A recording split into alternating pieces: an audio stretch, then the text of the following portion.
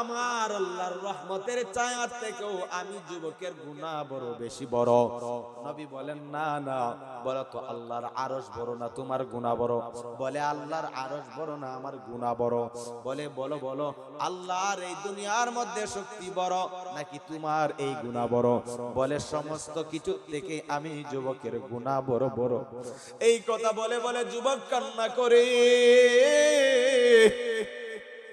মায়ের পয়গম্বর বললেন, ও যুবক, তুমি কি গুনাহ করেছো? তুমি কি জিনা করেছো?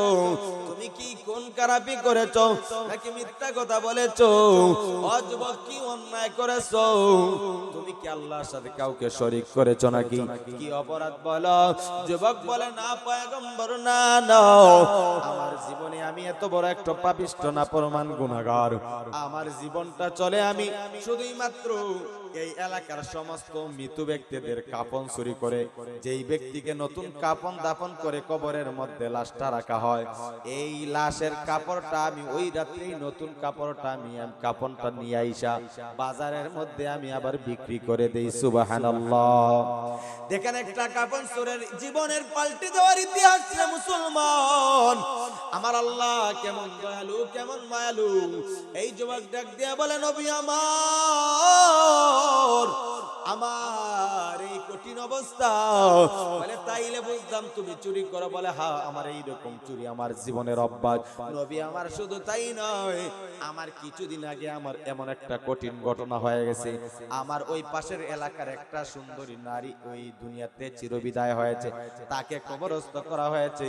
আমি রাত্রে বেলায় যখন গেলাম, গিয়া দেখি সুন্দরী একটা যুবতী নারী কবরের লাশের মধ্যে কাফনের কাপড়টা যখন পরলাম, ওই লাশটা দেখে এত সুন্দর যুবতী নারী রে, ও নবী গো, আমি যখন কাফনটা করলাম, শয়তান নফসে আম্মারা আমাকে ইবলিস ডাক দিয়া বলতেছে, এত সুন্দর তুই নারী জীবনে দেখোস না, এত সুন্দর যুবতী তোর জীবনে দেখোস না।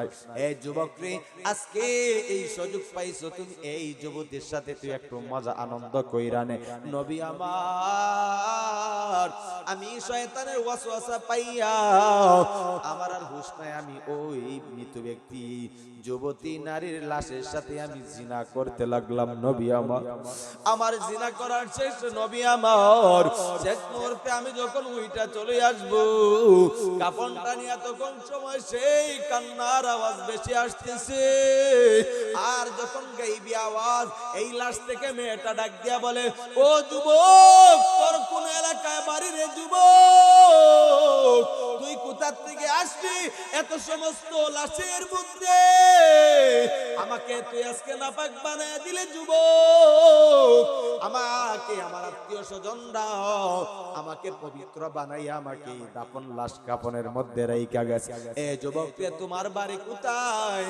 কোন এলাকায় বাড়ি যুবক? তুই আমাকে রাইখা যাস না রে যুবক, যাইস না। আমি হাসরের ময়দানে এতগুলা লাশের মধ্যে সবাই পবিত্র হয়ে উঠবে, কিন্তু আমি একটা যুবতী অপবিত্র বানায়া দিলাম।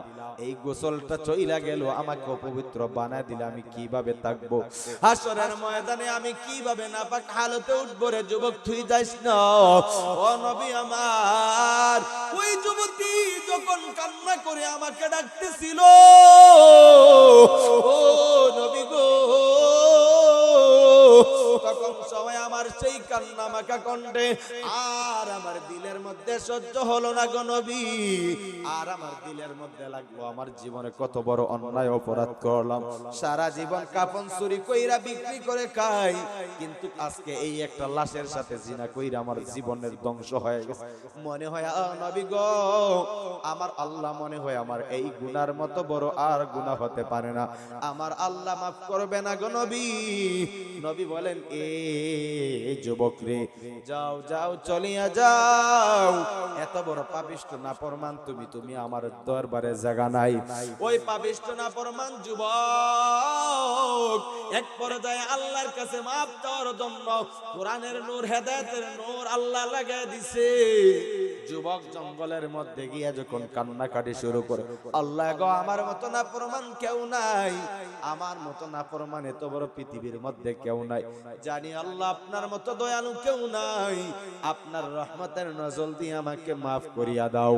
আল্লাহ তাআলা তখন সময় ঘোষণা করলেন, ও যুবকরি, এই কান্না মাখা তাওবা যখন করে নিল, আল্লাহ তাআলা ওই যুবকের তামাম জিন্দেগীর গুনাহ আল্লাহ মাফ করে দিয়েছে। যুবকের গুনাহ মাফ হয়ে গেল। যুবকের কানের মধ্যে গাইবি আওয়াজ, ওই যুবক ডাক দিয়া বলে, ও আল্লাহ, আমি মদিনাওয়ালা নবীর কাছে যাইব না, আমাকে দিয়ে আপনি মাফ করে দিবেন আল্লাহ। সেই মাফের কথাটা নবীর কাছে পৌঁছায়া দেয়। সুবহানাল্লাহ কইতেন না? আরো জোরে বলেন সুবহানাল্লাহ। মায়ার নবীর কাছে যখন খবর পৌঁছে গেল, মায়ার নবী ডাক দিয়া বললেন, সাহাবায়ে কেরাম যাও, ওই যুবককে এই পাহাড় থেকে নিয়ে আসো। ওই যুবককে এই জন্যই না ঘোষণা দিলেন, এখন বলো আল্লাহ থেকে রহমতের দরওয়াজা পৃথিবীর মধ্যে আর কেউ হতে পারে না। এই জন্য মুসলমান এই দুনিয়ার মধ্যে যা কিছুই করো না কেন, আল্লাহর রহমতের চেয়ে আর কারো বড় রহমত নাই। মা বাবা যত আনন্দ, যত ভালোবাসা দেয়, যত টাকা পয়সা, যত ভাই বোন যত কিছু দেয় না কেন, সমস্ত থেকে সবচেয়ে বেশি দেন কে? আরো জোরে বলেন কে? হায়াতের মালিক কে? রিজিকের মালিক কে? এ বান্দা সুস্থতা দেওয়ার মালিক কে? অসুস্থতা দেওয়ার মালিক কে? মুসলমান ভাই, এই জন্য দুনিয়া বলতে আপন আপন কিছুই নাই। এই দুনিয়ার মধ্যে সাইয়্যিদুল মুরসালিন খাতামুন নবিয়্যিন জনাবে হযরত মুহাম্মদুর রাসূলুল্লাহর আদর্শ লালন আর ধারণ করিয়া যাও। যুবক ভাই, মুহাম্মদুর রাসূলুল্লাহর কেমন আদর্শ! দুনিয়ার মধ্যে মায়ার নবী আসলেন, এমন একটা জাহিলিয়াতের যুগের মধ্যে মায়ার নবীজি আসলেন। দুনিয়ার মধ্যে যেই সময় সন্তানকে বাবা মাইরা পালাইতো, কন্যা সন্তানগুলাকে বাবা জীবন্ত মাইরা পালাইতো, এমন অবস্থায় দুনিয়ার মধ্যে কুপুরিয়াতের মানুষের অন্তরের মধ্যে বড় কুপুরি রে। আমার আল্লাহ তাআলা মায়ার নবীকে দুনিয়ার মধ্যে পাঠায়া, আমার আল্লাহ তাআলা ওই মানুষের অন্তরের মধ্যে কুপুরিয়াতের সবকিছু অন্ধকার গুলা জ্বালায়া হেদায়েতের নূর দিলের মধ্যে ঢুকায়া দিয়েছে। তাওহীদ কি আমানত सीनों में है हमारा, आशा नहीं मिटाना, नाम निशा हमारा। शुक्लिपुरी बलगल उला, शुक्लिपुरी बलगल उला बिकमालिही। সকলে পড়ি। কশফত তুজা বিজমালিহি হাসনাত জামিউ খিসালিহি সাল্লু আলাইহি ওয়া আলিহি আলা ইয়াসা কিনাল কসরিল মুআল্লা ستدفن عن قريب في التراب له ملك ينادي كل يوم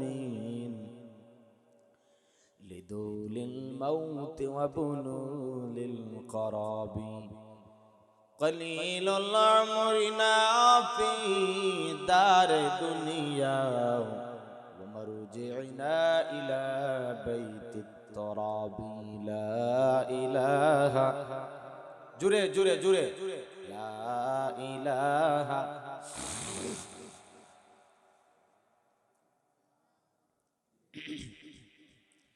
ربي الله لا إله غيره ونبيه محمد مصطفاه دين الإسلام دين موقه أرجو غفران عفوا عنده مقتدايا নবিয়ুন ওয়া সাহাবুহু নুজুমুল লিল হিদায়া ফি জামাহু লা ইলাহা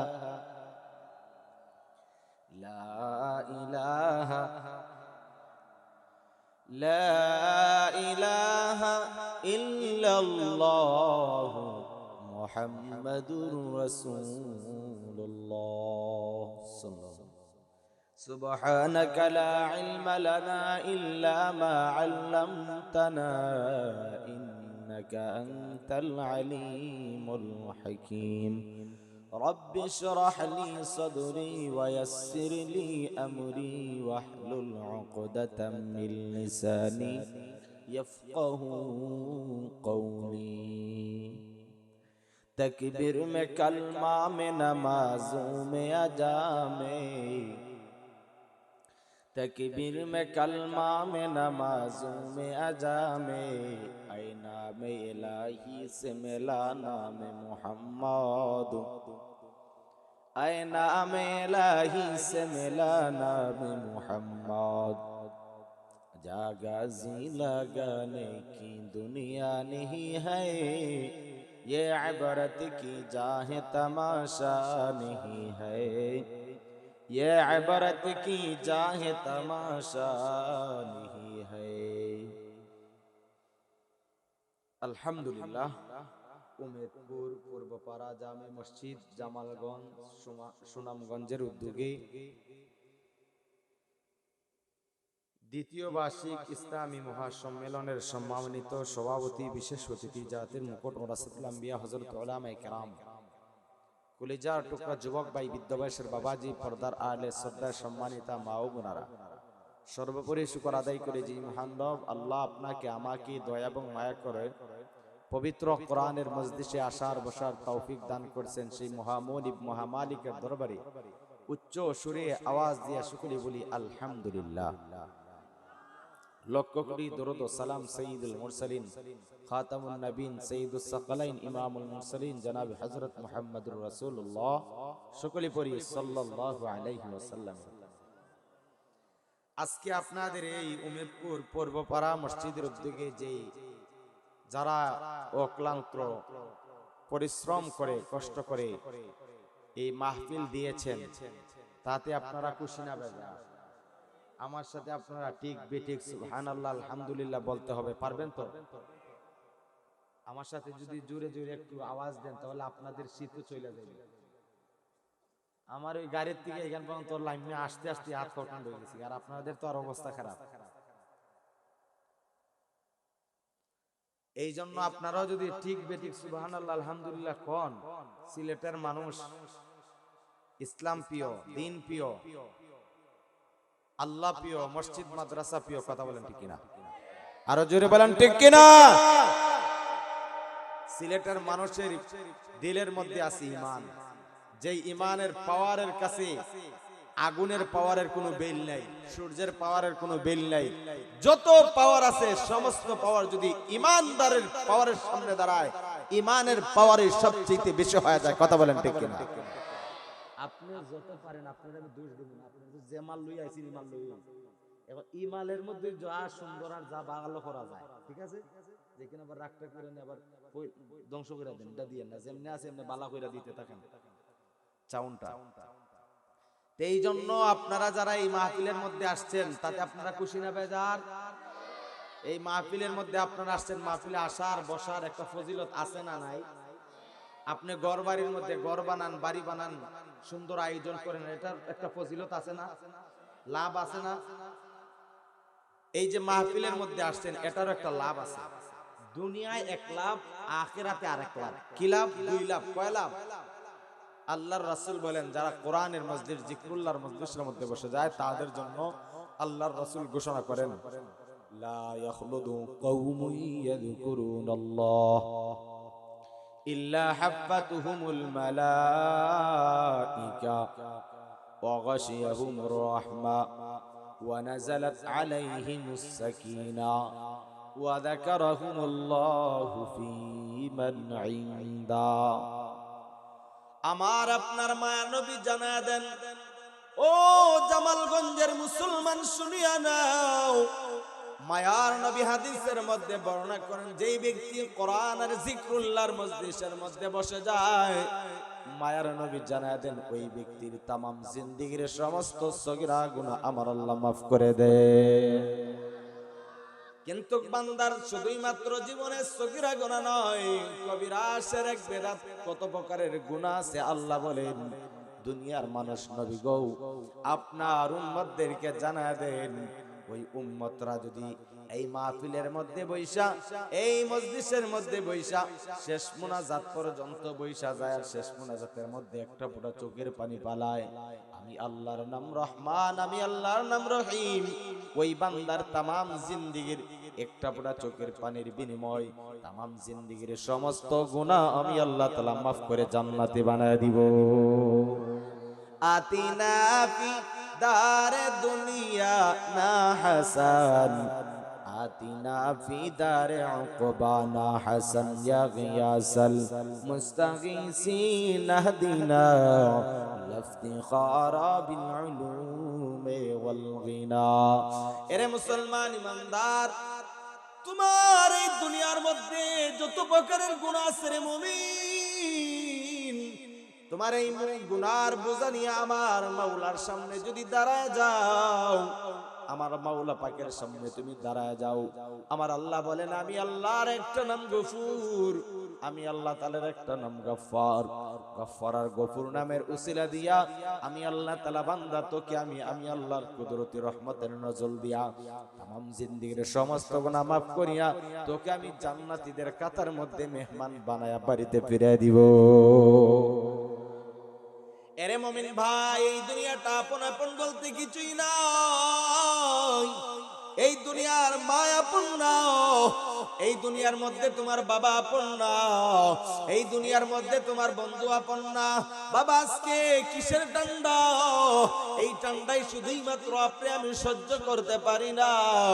হাসরের ময়দানের এমন কঠিন ভয়াবহ অবস্থা হবে, বান্দা আপনার আমার হিসাব কিতাবের পর যখন জাহান্নামের মধ্যে দেওয়া হবে, বান্দা জাহান্নামের মধ্যে যখন দেওয়া হবে, জাহান্নামের মধ্যে যখন বান্দাকে আগুনের মধ্যে পোড়াইতে থাকবে, আজ বান্দা দুনিয়ার মধ্যে আমার আল্লাহকে আল্লাহ বলে ডাক দিতে চাও না। আল্লাহ বলেন, দুনিয়ার মানুষ, দুনিয়ার মধ্যে কোন বান্দা যদি আমাকে একবার আল্লাহ বলে ডাক দেয়, আমি আল্লাহ তাআলা ওই বান্দার ডাকে 70 বার জবাব দেই। কিন্তু বান্দা দুনিয়ার মধ্যে আমার আল্লাহকে আল্লাহ বলে ডাক দিলি না।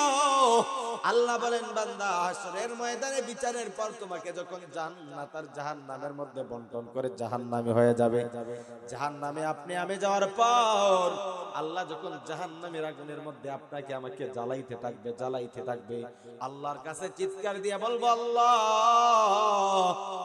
আল্লাহ এই জাহান্নামের আগুন আর সহ্য করতে পারি না, আয় আল্লাহ আমাদেরকে একটু ঠান্ডা দেন, পানি দেন। আল্লাহ তাআলা তখন সময় 1000 বছর চলতেই থাকবে, কোনো জবাব নাই, আপনি শুধু চিৎকার করবেন 1000 বছর। 1000 বছর বলার পর আল্লাহ তাআলা তারপরে বলবেন, বান্দা তুই কি চাস? আবার বান্দা বলবে, আল্লাহ পানি চাই, পানি চাই, পানি চাই। তারপরেও বান্দা 1000 বছর বলতে বলতে 2000 বছর পর আল্লাহ বলবেন, ফেরেশতা ওই বান্দাদেরকে পানি দাও। ও দুনিয়ার মানুষ, এই জাহান্নামের আগুন কেমন কঠিন আগুন হবে, এমন ঠান্ডার পেয়ালার পানি আল্লাহ, এমন একটা পানির মধ্যে আপনাকে আপনার আমার আল্লাহ পালাবেন জাহান্নামের ঠান্ডার মধ্যে।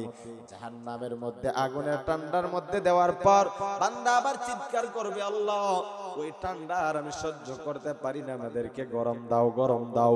এই দুনিয়ার মানুষ সেই অবস্থা সহ্য করবে কেমন করে রে বাবা?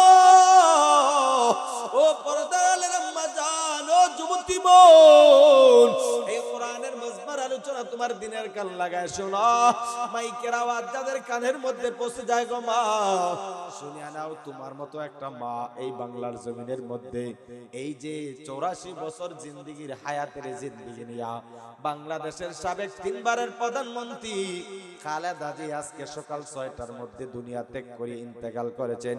ও দুনিয়ার মুসলমান, ওই খালেদা জিয়ার তো দুনিয়ার মধ্যে টাকার টাকার অভাব ছিল না, তার দুনিয়ার মধ্যে ক্ষমতার অভাব ছিল না, পিএসের অভাব ছিল না, এত সুন্দর বাড়ি গাড়ির অভাব ছিল না, ঢাকা গুলশানে এত সুন্দর বাড়ি, ধানমন্ডিতে বাড়ি, এই বাড়ি ঘরের অভাব ছিল না।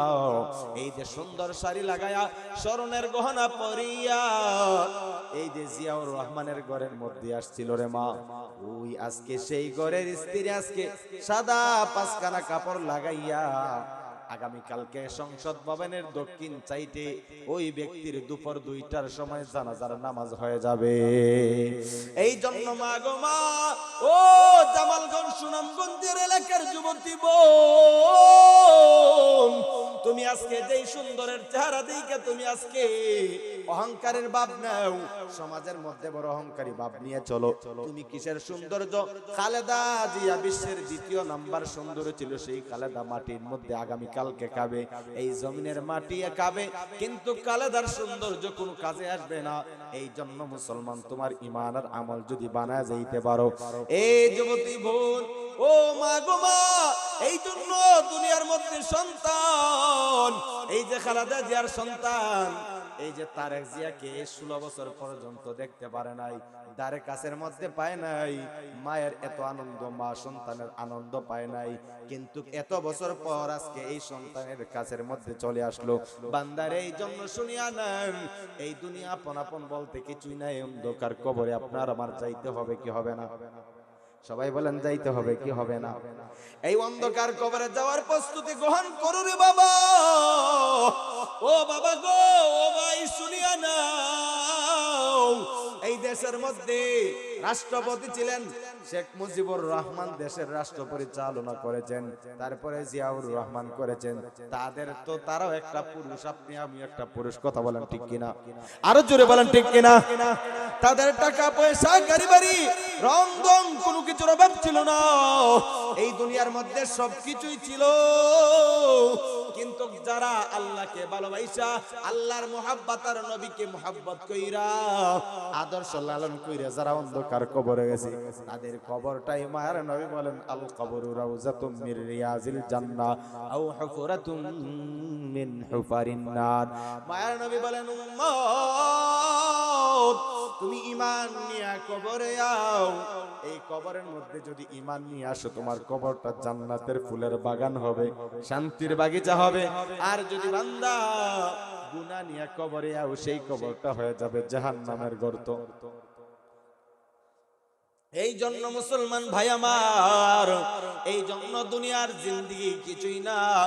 এই যে বাড়ির মধ্যে আজকে আমি থাকতেছি, সেই বাড়ির মালিক একদিন আমার দাদা ছিল, দাদা নাই, অটোমেটিক বাবাই সেই মালিক হয়ে গেছে, কিন্তু বাবাও আজকে নাই। বাবা মারা যাওয়ার পর সন্তান অটোমেটিক মালিক হয়ে গেছে। এই সন্তান বাইরা শুনিয়া নাও, শুনিয়া নাও, যেই বাড়ির বড়াই করো, যেই জমিনের ফসল লাগায়া অন্য গরিব লোককে জমিনের বাহাদুরি দেখাও, তোমার মতো বাহাদুরি লোক তোমার পাশের এলাকায়, পাশের মহল্লায়, পাশের ঘরের লোকের অনেক ক্ষমতা, অনেক ধন সম্পদ ছিল, কিন্তু 20 বছরের ইতিহাসে আজকে কিছুই নাই। এরকম তুমি আজকে ক্ষমতার বাহাদুরি, টাকার বাহাদুরি, জমিন ফসলের বাহাদুরি দেখায় কোনো লাভ নাই। অন্ধকার কবরে সকলেই যাইতে হবে, অন্ধকার কবরের ফসল তুমি তৈরি করতে হবে, কথা বলেন ঠিক কিনা? আল্লাহর নবী, মায়ের নবী জানা দেন।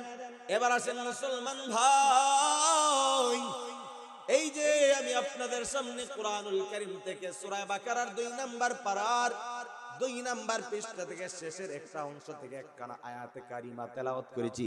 ও বাবা ভাই গো, আমার আল্লাহ আপনার আমার জন্য কোরআন নাজিল করছে, আপনার আমার আল্লাহ আমাদেরকে জানায় দেয়, ওয়ালা নাবলুওয়ান্নাকুম বিশাইইম মিনাল খাউফ ওয়াল জু'i ওয়া নাকসিম মিনাল আমওয়ালি ওয়াল আনফুসি ওয়াস সামারাত ওয়া বাশশিরিস সাবিরিন।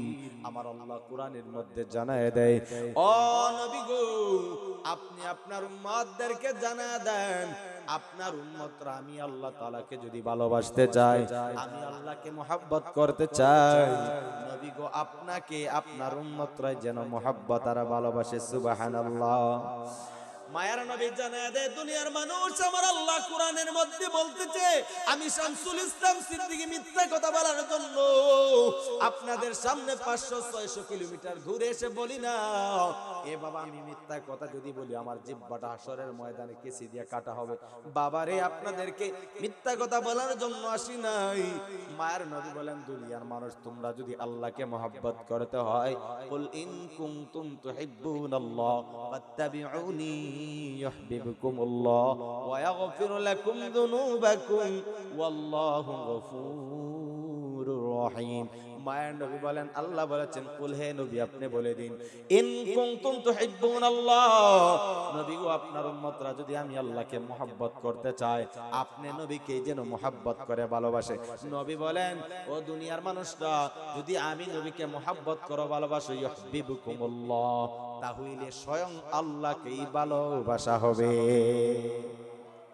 ওয়াল্লাহু গফুরুর রহিম আমার আল্লাহ জানা দেন ওয়া ইয়াগফিরু লাকুম যুনুবাকুম আল্লাহ বলেন বান্দা যারা নবীকে মহব্বত করবে ভালোবাসবে আল্লাহকে স্বয়ং মহব্বত আর ভালোবাসা হয়ে যাবে। ও পর্দালের মা বোনরা শুনো নবীকে মহব্বত করো। নবীর আদর্শবান উনার স্ত্রী আম্মা জান খাদিজাতুল কুবরার জীবনী দেখো। দুনিয়ার মুসলমান ভাই মায়ের নবী বলেন তোমাদেরকে আমার আল্লাহ সুসংবাদ দিবেন যদি নবীকে ভালোবাসে আল্লাহকে ভালোবাসা হবে। আল্লাহ তাআলা জানায় দেন দুনিয়ার মানুষ তোমাদের জিন্দেগীর গুনাহগুলো আমি আল্লাহ তাআলা maaf করে দিব। কারণ আল্লাহর মতো দয়ালু ওয়ালা কেউ নাই কেউ নাই কেউ নাই। ও সুনামগঞ্জ জামালগঞ্জের মুসলমান শুনো দিলের কান লাগায় শুনো বাবা মাইকের কন্ডিশন কিন্তু তেমন ভালো না। আমার জোর দিয়া যতটুকু আলোচনা করতে পারি ততটুকু আপনারা বসবেন তো মুসলমান ভাই বাবা শুনিয়া নেন আল্লাহ কেমন দয়ালু শুনেন বাবা শুনেন। আজকে আপনার বয়স 50-60 বছর হয়ে গেছে 70 বছর হয়ে গেছে বান্দা তোমার আমার জীবনের তো অভাব নাই জীবন তো চলেই গেছে কিন্তু গুনার তো বান্দা অভাব নাই। আমার তো 32-35 বছর হয়ে গেছে আমার জীবনে কত গুনাহ হয়েছে বাবারে সেই গুনাহ যদি maaf করাইতে হয় দেখেন মায়ের নবীর আদর্শ কেমন আদর্শ। নবীজির জামানায় একজন সাহাবী মায়ার নবীজি এই যে বৈশা বৈশা সাহাবায়ে কেরামদেরকে দিনের তরবিয়ত দিতেন নবীজি দিনের দাওয়াত পৌঁছাইতেন। নবীর একজন সাহাবী খলিফাতুল মুসলিমিন হযরত উমর উনি ঘর থেকে বের হয়ে নবীর দরবারে যাবেন। নবীর দরবারে যাওয়ার পথে মধ্যে রাস্তার মধ্যে সাহাবী উমর দেখতেছে একটা যুবক ব্যক্তি নওজোয়ান যুবক ব্যক্তি রাস্তার মধ্যে কান্না করতেছে। শুধু কান্না নয় বাবা কান্না নয় ওই ব্যক্তি এত জোরে জোরে অজরে কান্না করে জমিনের মধ্যে পড়ে যায়। আমার ডাক দিয়া বললেন এ ভাই তুমি কিসের জন্য কান্না করো বলে আমার কান্নার কথা বলে লাভ নাই যাও যাও তুমি চলিয়া যাও। ওমরের কথা মানলেন না ওমর নবীজির দরবারে চলে গেলেন। এই যুবকের কান্না দেখে যুবক ভাই শুনিয়া নেন এই যুবকের কান্না দেখে হযরত ওমর আশারায়ে মুবাশশারা 10 জন সাহাবীর মধ্যে দ্বিতীয় নাম্বার জান্নাতের সার্টিফিকেট প্রাপ্ত যেই ওমর সেই ওমর নবীর দরবারে ওজরে কান্না করতেছে। নবীজি আমার তাকায়া দেখে কে যেন কান্না করতেছে। তখন সময় মার নবী রাহমাতুল লিল আলামিন জানায়া দেন ও সাহাবায়ে কেরামরা কানের মধ্যে কে যেন কান্না করে আমাকে বলো। বলে আপনার সাহাবী ওমর কান্না করে। ওমর তুমি সামনে আও বলো বলো তুমি কিসের জন্য কান্না করতেছো। আমার বলে পয়গম্বর আমি এই জন্য কান্না করি আমার কোনো অসুবিধা হয় নাই আমার কোনো চিন্তা চেতনা আমার কোনো কিছু না তাহলে ওমর তুমি কেন কান্না করো। ওমর বলে পয়গম্বর আমি এই জন্য কান্না করি আমি যখন আপনার দরবারে আসার জন্য ঘর থেকে বের হই রে নবী আমার তখন আমি রাস্তার মধ্যে এসে দেখি একটা নওজোয়ান যুবক এই রাস্তার মধ্যে এমন জোরে জোরে কান্না করতেছে জমিনের মধ্যে পরে পরে কান্না করতেছে। আমি জিজ্ঞাসা করলাম, ভাই তুমি কেন কাঁদো? বলে আমার কান্নার কথা বলে কোনো লাভ নাই। নবী আমার ডাক দেয়া বললেন, ওমর ওই যুবকটাকে তুমি আমার সামনে নিয়ে আসো, এই যুবকের কি সমস্যা আমি নবীজি সমাধান করে দিব। ওমর রাদিয়াল্লাহু তাআলা আনহু ওই যুবকের কাছে গিয়ে যুবককে নিয়ে নবীর সামনে হাজির করে দিলেন। নবীর সামনে গিয়া যুবক ব্যক্তি কান্না মাকা করতে জোরে জোরে কান্না করতেছে। নবী আমার ডাক দিয়া বলে, যুবক তুমি কিসের জন্য কান্না করো? যুবক ডাক দিয়া বলে, ও পয়গম্বর আমার কান্নার কথা বলে লাভ নাই। বলে কি হইছে? বলে নবী আমার মতো গুনাহগার কেউ নাই রে নবী আমার। আমি এত বড় জাহান্নামের আসামি, আমি এত বড় পাপিষ্ঠ না পরমান গুনাহগার। ও নবী গো আমার কথা বলে লাভ নাই, আমার এই গুনার জন্য বড় কাঁদি। বলে তাহলে শুনো, তুমি যে কান্না করো বলো আল্লাহর রহমত বড় নাকি তোমার গুনাহ বড়? যুবক গুনাহগার যুবক ব্যক্তি ডাক দিয়া বলে, ও পয়গম্বর আমার আল্লাহর রহমতের ছায়া থেকেও আমি যুবকের গুনাহ বড় বেশি বড়। নবী বলেন, না না, বলো তো আল্লাহর আরশ বড় না তোমার গুনাহ বড়? বলে আল্লাহর আরশ বড় না আমার গুনাহ বড়। বলে বলো বলো আল্লাহর এই দুনিয়ার মধ্যে শক্তি বড় নাকি তোমার এই গুনাহ বড়? বলে সমস্ত কিছু থেকে আমি যুবকের গুনাহ বড় বড়। এই কথা বলে বলে যুবক কান্না করে। মায়ের পয়গম্বর বললেন, ও যুবক তুমি কি গুনাহ করেছো? তুমি কি জিনা করেছো? তুমি কি কোন খারাপি করেছো নাকি মিথ্যা কথা বলেছো? ও যুবক কি অন্যায় করেছো? তুমি কি আল্লাহর সাথে কাউকে শরীক করেছো নাকি? কি অপরাধ বলো? যুবক বলে, না পয়গম্বর না না, আমার জীবনে আমি এত বড় একটা পাপিষ্ঠ না পরমান গুনাহগার। আমার জীবনটা চলে আমি শুধুই মাত্র এই এলাকার সমস্ত মৃত ব্যক্তিদের কাফন চুরি করে, যেই ব্যক্তিকে নতুন কাফন দাফন করে কবরের মধ্যে লাশটা রাখা হয়, এই লাশের কাপড়টা আমি ওই রাত্রেই নতুন কাপড়টা আমি কাফনটা নিয়ে আইসা বাজারের মধ্যে আমি আবার বিক্রি করে দেই। সুবহানাল্লাহ। দেখেন একটা কাফন চোরের জীবনের পাল্টে দেওয়ার ইতিহাস রে মুসলমান। আমার আল্লাহ কেমন দয়ালু কেমন মায়ালু। এই যুবক ডাক দিয়া বলে, নবী আমার এই কঠিন অবস্থা। বলে তাইলে বুঝলাম তুমি চুরি করো। বলে হ্যাঁ, আমার এই রকম চুরি আমার জীবনের অভ্যাস। নবী আমার শুধু তাই নয়, আমার কিছুদিন আগে আমার এমন একটা কঠিন ঘটনা হয়ে গেছে। আমার ওই পাশের এলাকার একটা সুন্দরী নারী ওই দুনিয়াতে চিরবিদায় হয়েছে, তাকে কবরস্থ করা হয়েছে। আমি রাত্রে বেলায় যখন গেলাম, গিয়া দেখি সুন্দরী একটা যুবতী নারী কবরের লাশের মধ্যে কাফনের কাপড়টা যখন পরলাম, ওই লাশটা দেখে এত সুন্দর যুবতী নারী রে, ও নবী গো আমি যখন কাফনটা করলাম, শয়তান নফসে আম্মারা আমাকে ইবলিস ডাক দিয়া বলতেছে, এত সুন্দর তুই নারী জীবনে দেখোস না, এত সুন্দর যুবতী তোর জীবনে দেখোস না। এই যুবক রে, আজকে এই সুযোগ পাইছো, তুমি এই যুবতীর সাথে তুই একটু মজা আনন্দ কইরা নে। নবী আমার আমি শয়তানের ওয়াসওয়াসা পাইয়া আমার আর হুঁশ নাই, আমি ওই মৃত ব্যক্তি যুবতী নারীর লাশের সাথে আমি জিনা করতে লাগলাম। নবী আমার জিনা করার শেষ, নবী আমার শেষ মুহূর্তে আমি যখন উইটা চলে আসবো কাফনটা নিয়ে, তখন সময় সেই কান্নার আওয়াজ বেশি আসতেছে। আর যখন গাইবি আওয়াজ, এই লাশ থেকে মেয়েটা ডাক দিয়া বলে, ও যুবক তোর কোন এলাকায় বাড়ি রে যুবক? তুই কোথা থেকে আসলি এত সমস্ত লাশের মধ্যে? আমাকে তুই আজকে নাপাক বানায় দিলে যুবক। আমাকে আমার আত্মীয় স্বজনরা আমাকে পবিত্র বানাইয়া আমাকে দাফন লাশ কাফনের মধ্যে রাইখা গেছে। এ যুবক তোমার বাড়ি কোথায়? কোন এলাকায় বাড়ি যুবক? তুই আমাকে রাইখা যাস না রে যুবক, যাইস না। আমি হাসরের ময়দানে এতগুলা লাশের মধ্যে সবাই পবিত্র হয়ে উঠবে, কিন্তু আমি একটা যুবতী অপবিত্র বানায় দিলাম। এই গোসলটা চইলা গেল, আমাকে অপবিত্র বানায় দিলে আমি কিভাবে থাকবো? হাসরের ময়দানে আমি কিভাবে নাপাক হালতে উঠবো রে যুবক, তুই যাইস না। ও নবী আমার, ওই যুবতী যখন কান্না করে আমাকে ডাকতেছিল, ও নবী গো, তখন সবাই আমার সেই কান্না মাখা কণ্ঠে আর আমার দিলের মধ্যে সহ্য হলো না গো নবী। আর আমার দিলের মধ্যে লাগলো আমার জীবনে কত বড় অন্যায় অপরাধ করলাম। সারা জীবন কাফন চুরি কইরা বিক্রি করে খাই, কিন্তু আজকে এই একটা লাশের সাথে জিনা কইরা আমার জীবনের ধ্বংস হয়ে গেছে।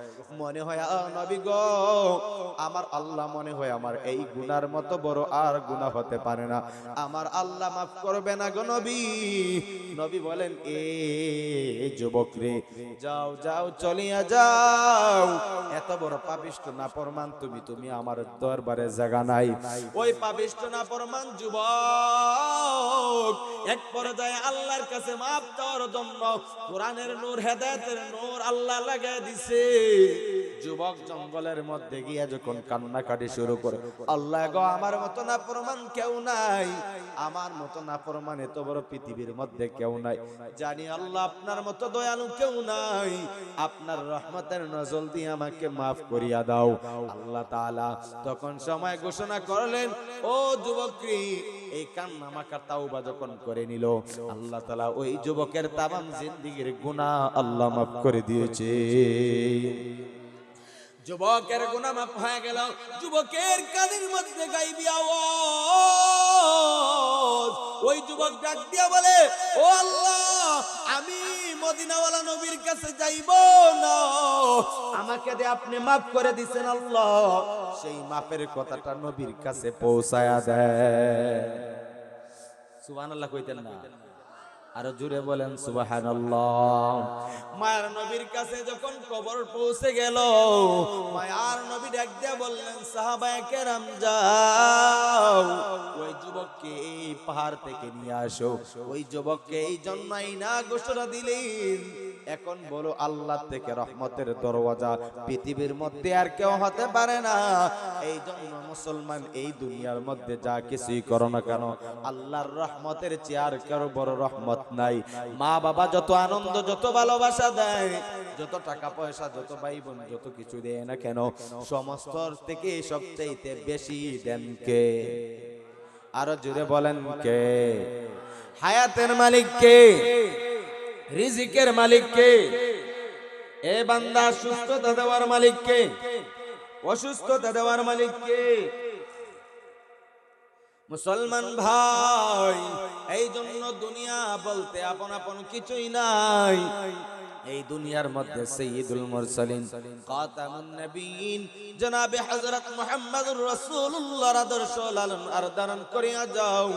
যুবক ভাই, মুহাম্মদুর রাসূলুল্লাহর কেমন আদর্শ! দুনিয়ার মধ্যে মায়ার নবী আসলেন, এমন একটা জাহিলিয়াতের যুগের মধ্যে মায়ার নবীজি আসলেন।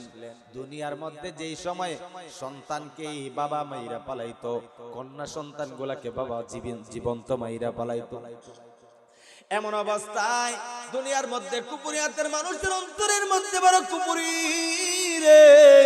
আমার আল্লাহ তাআলা মায়ার নবীকে দুনিয়ার মধ্যে পাঠায়া, আমার আল্লাহ তাআলা ওই মানুষের অন্তরের মধ্যে কুপুরিয়াতের সবকিছু অন্ধকার গুলা জ্বালায়া হেদায়েতের নূর দিলের মধ্যে ঢুকায়া দিয়েছে। আরে মুসলমান, মায়ার নবীজির কেমন আদর্শ দেখো। ও জামালগঞ্জের মুসলমান যুবক ভাই, ও যুবতী বোন, পর্দার আলের আম্মা জান, মায়ার নবীজি এই দুনিয়ার মধ্যে আগমন করেছেন। এই দুনিয়ার মধ্যে আজকে আপনার আমার মা আছে, আমার বাবা আছে। দুনিয়ার মধ্যে এখানের মধ্যে অনেকেরই ভাই আছে, আত্মীয় স্বজন আছে, না নাই? মায়ার নবীজির ইতিহাসের দিকে তাকাও বাবারে। মায়ার নবী দুনিয়ায় আসার আগে মায়ার নবীজির বাবা আব্দুল্লাহ দুনিয়াতে চিরবিদায়। মায়ার নবী দুনিয়ার মধ্যে আসার পর 6 বছর হয়ে গেছে মা আমেনা লালিত পালিত করি, আমেনা লালিত পালিত করে 6 বছরের শিশু মুহাম্মদ খেলা দেখার জন্য পাশের এলাকার বাচ্চাদের পাশে মাঠের মধ্যে যায়। এই মায়ের নবীজিরা সাইয়্যিদুল মুরসালিন, 6 বছরের শিশু এই যে মুহাম্মদ নবী খেলা দেখার জন্য যায়, আর বিকাল বেলায় সমস্ত শিশুদের বাবারা কুলের মধ্যে করে করে সন্তানকে নিয়ে যায়। এক পর্যায়ে মার নবীর দিলের মধ্যে অন্তরের মধ্যে উদয় হয়ে গেছে, ছোট্ট শিশু তেমন কিছু বুঝে না, সকলের বাবা সন্তানকে কুলে কুলে নিয়ে যায়। আমার সমস্ত বন্ধুরা বাবার কুলের মধ্যে উইটা যায়, কিন্তু আমি মুহাম্মদ সকলেরই বাবা আসলো, আমার বাবাকে এতদিন পর্যন্ত পাই না। কই বাবা, কই কই কই বাবা বলে বলে, বাবা তুমি একটু আসো, তোমার খুলে ওইটা বাড়িতে যাব। কি বাবা বাবা বাবা বলে বলে নবী আমার সবাই চলে গেছে, কিন্তু মুহাম্মদ নবী আমার রাস্তার মধ্যে পড়ে পড়ে কান্না করে। সন্ধ্যা হয়ে গেছে, এইদিকে আমেনা ঘরের মধ্যে, মুহাম্মদ ছোট্ট শিশু আসে না। আমেনা ঘর থেকে বের হয়ে যায়, বের হয়ে খেলার মাঠের দিকে যায় রাস্তা দিয়ে, আর বলে এই দেখছো নি আমার মুহাম্মদকে? মানুষ বলে মুহাম্মদকে আমরা চিনি না, কারণ নবী তো খেলাধুলা করতেন না, দেখার জন্য গেছেন। মায়ার নবীকে কেউ চিনে না, বলে মুহাম্মদকে চিনি না, কিন্তু ছোট্ট একটা সুন্দর ফুটফুটে সুন্দর শিশু দেখলাম রাস্তার মধ্যে বাবা বাবা বলে কান্না করে। ও আমেনা ডাক দিয়া বলে, কই এটাই আমার সন্তান মুহাম্মদ কই? বলে যাও মাটির মধ্যে গিয়া দেখো, মাঠের এক কর্নারের মধ্যে মুহাম্মদ কাঁদে। আমেনা যখন ওই সন্তান মুহাম্মদকে কুলের মধ্যে নিলেন, নিয়া বলে বাবা আয় আয়। সকলের বাবার মধ্যে উঠে যায় রে সন্তানরা, ও মা গো মা, আমি কেন আজকে বাবাকে পাইলাম না রে মা? সকলের বাবা এসে কুলের মধ্যে জড়ায় দিতেছে, আমার বাবা কই, একটু আমার বাবাকে আনো। ওই আমেনা ডাক দিয়া বলে, সন্তান আমার, তোমার তো বাবা নাই, বাবা নাই তো তোমার বাবা কোথা থেকে আসবে? তোমার বাবা নাই, সকলের বাবা আছে। বলে ও মা গো মা, আমার বাবা যে নাই, আমার বাবা কোথায়? আমার বাবাকে একটু দেখতে যাই। বলে তোমার বাবা তো দুনিয়ার মধ্যে জীবিত নয়। বলে তাইলে আমার বাবাকে কোথায় রাখছো? আমার বাবা যেই জায়গার মধ্যে শুয়ে রাখছো, আমি মুহাম্মদ সেই জায়গায় আমি দেখতে চাই। নবীকে আমেনা নিয়া বাবার কবরের পাশে দাঁড়াইয়া বলতেছে, ওই যে তোমার বাবার কবর। আর ওই বাবার কবরে দেখতে গিয়া আমেনাকে মুহাম্মদ নবী মাকে হারায় ফেললে। মা আমেনা দুনিয়াতে চির বিদায়। 6 বছরের কালো মায়ের নবীজি মা বাবা হারা বড় এতিম, অসহায় কেউ নাই। ওই মায়ের নবীকে নিজের আপন দাদা আব্দুল মুত্তালিব, এই যে আব্দুল মুত্তালিব নিজে লালন পালন করিয়া যখন নবীজির আমার বয়স মোটামুটি একটা বালেগা হয়ে যায়, বালেগা হয়ে যাওয়ার পর ইতিমধ্যে দুনিয়ার মধ্যে কেউ নাই। নবীজির আপন চাচা আবু তালেব, ওই আবু তালেবকে এক পর্যায়ে ওই যে উনার বাবা আব্দুল্লাহ, নবীজির আপন চাচা আবু তালেবকে ডাক দিয়া বললেন, এই আমার আদরের সন্তান আবু তালেব, শোনো শোনো, আমি আব্দুল মুত্তালিব, আমি বলে যাই, আমার যেই নাতি মুহাম্মদ, তার তো দুনিয়ার মধ্যে বাবা নাই, তোমার ভাই দুনিয়ায় নাই, তোমার ভাতিজার মাও নাই, আমার সেই নাতিটা দুনিয়ার মধ্যে বড় এতিম। আমি আব্দুল মুত্তালিব এতদিন ছিলাম। এই আবু তালেব শুনিয়া নাও, আমিও মনে হয় দুনিয়াতে চলে যাওয়ার সময় হয়ে যাচ্ছে। ও আবু তালেব, তা হইলে তুমি আমার ওই নাতি আর তোমার ভাতিজার জিম্মাদারি তোমার যতদিন বেঁচে থাকবা নিবা। আবু তালেব ওয়াদা দিল বাবার কথায়, আয় আমার ভাই আব্দুল্লাহ নাই, আমি আবু তালেব আমার ভাতিজাকে দেখবো বাবা। জিম্মাদারি নিয়ে যখন নিয়ে নিলেন, আবু তালেবের ভিতরে ঈমান নাই, তিনি ছিলেন একজন বেদিন খ্রিস্টান মানুষ, কিন্তু মুহাম্মাদের ভিতরে আছে ঈমান। শুধু ঈমান নয়, কুল কায়নাতের সারা দুনিয়ার সারা পৃথিবীর সমস্ত নবীদেরও নবী, সুবহানাল্লাহ। মুসলমান দিলের কান লাগায় শুনো বাবা শুনো, নবীজি সাইয়্যিদুল মুরসালিনের দুনিয়ায় মা নাই, বাবাও নাই, আদরের দাদাও নাই। আবু তালেব 42-43 পর্যন্ত বয়স পর্যন্ত মায়ের নবীকে দেখাশোনা করছে। নবীজি যখন এই দুনিয়ার মধ্যে নবুতি পাইছে, কালেমার দাওয়াত দেওয়া শুরু কইরা দিল। মুহাম্মদ নবীকে মারার জন্য বেঈমানরা চক্রান্ত ষড়যন্ত্র করা শুরু করে দিল। আবু তালেব বলে, আমার বাবা আব্দুল মুত্তালিবের ওসিয়ত, আমার বাবার কথায় আমি ছাড়তে পারি না। আমার ভাতিজাকে কেউ যদি আঘাত দাও, আমি আবু তালেবের অস্ত্র থেকে কেউ বাঁচতে রিহাই পাইবা না। আবু তালেবের এত পাওয়ার, আবু জাহেল কোনো কিছু করে না। উতবা সাহেব ওয়ালিদ ইবনে মুগিরা এত বড় বড় বেঈমানরা কোনো কিছু করে না বলে আমাদের সঙ্গে আবু তালেব, তার কথা তো আমাদের মানতেই হবে। এক পর্যায়ে আবু তালেবের জীবন শেষ পর্যায়ে মৃত্যুর সঞ্জিত অবস্থায় বিছানার মধ্যে উপনীত হয়ে গেছে। বাবা আবু তালেবের এমন পর্যায়, মায়ের নবীজি চলতেছিলেন। আবু তালেব মায়ের নবীকে এত মহব্বত আর এত ভালোবাসছে, তাফসীরের মধ্যে আসছে বাবা শুনিয়া নেন। আবু তালেবের ভিতরের মধ্যে ঈমান ছিল না, নবীর প্রেম, নবীর এত ভালোবাসা ছিল, নিজের যে আপন সন্তানকে আবু তালেব নিজের বিছনার মধ্যে ঘুম পাড়ায় নাই, নিজের পিলির দিয়ে খাবার খাওয়ায় নাই, কিন্তু যতবার খাবার খাইতো সর্বপ্রথম মুহাম্মদ বাতিজার মুখের মধ্যে খাবারটা তুলে দিত। কিন্তু যেই সময় পথে রাত্রে ঘুমাইতে যায়, আবু তালেব বিছনায় উঠার আগে বাতিজা মুহাম্মদকে বিছনার মধ্যে তুলতো। এত মুহাম্মদ বাতিজাকে এত ভালোবাসা, বয়স যখন 43-এ উপনীত হয়ে যায়, আবু তালেব চিরবিদায় হওয়ার জন্য বিছনার মধ্যে উপনীত হয়ে যায়।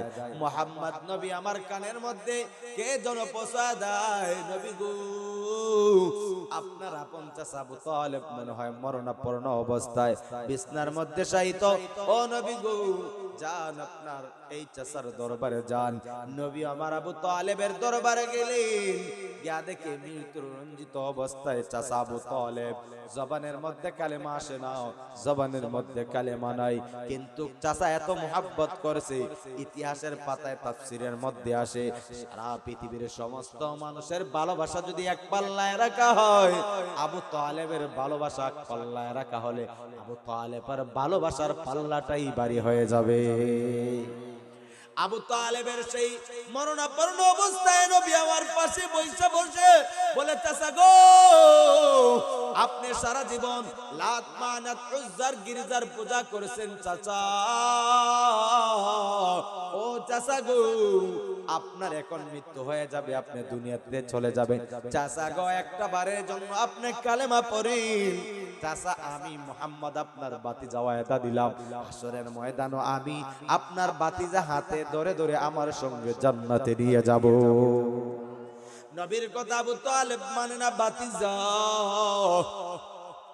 তুমি আমাকে আজকে শেষবারের মতো কালেমা পড়ার তালকিনার দাওয়াত দাও। ও বাতিজা তুমি যে সত্য নবী, তোমার আল্লাহ সত্য একজন, তুমি নবীও একজন, তোমার কোরআন সত্য, তোমার দাওয়াত সত্য।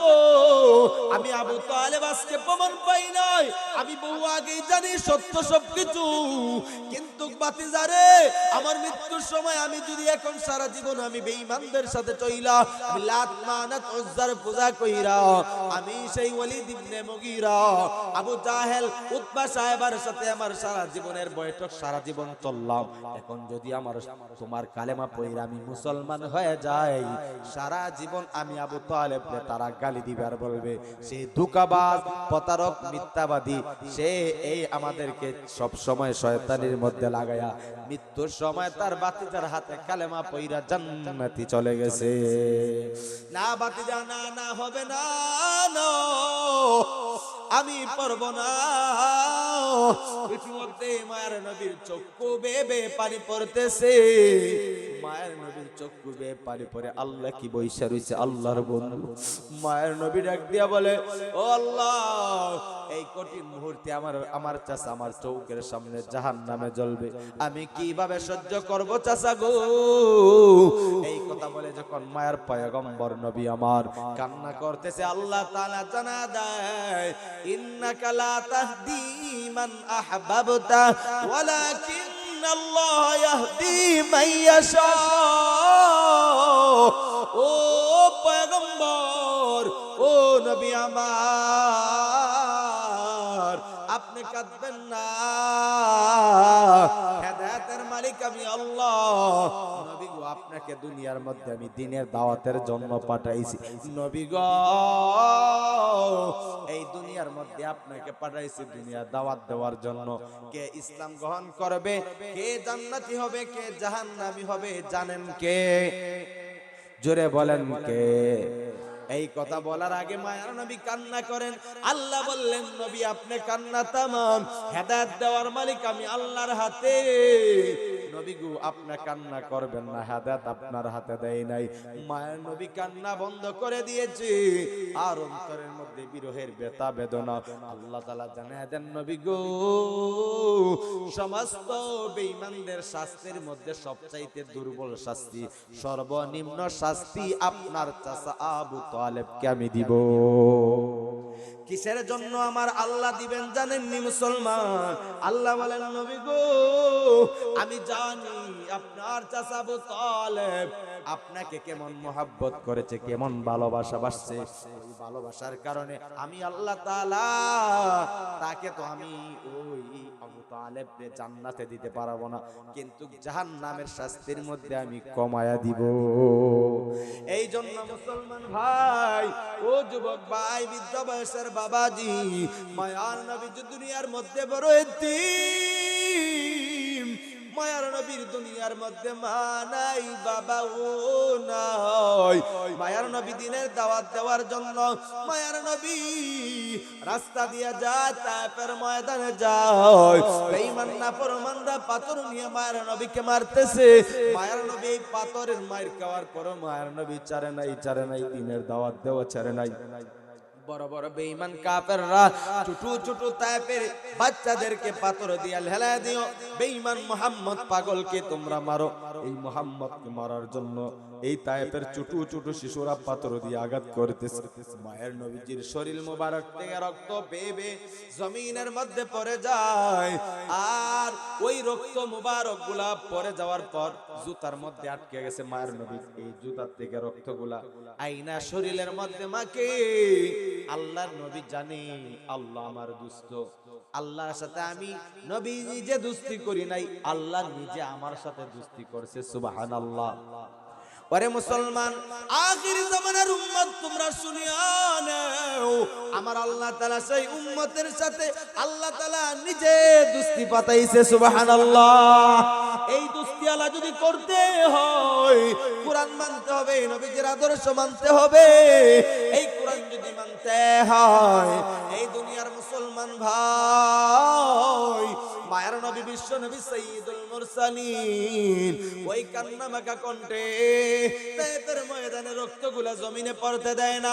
চিন্তা করে সেই জমিনের মধ্যে যদি আমি সাইয়্যিদুল মুরসালিন রাহমাতুল লিল আলামিনের রক্তটা জমিনের মধ্যে লেগে যায়, ওই জমিনটাকে আমার আল্লাহ ধ্বংস করে দিবে।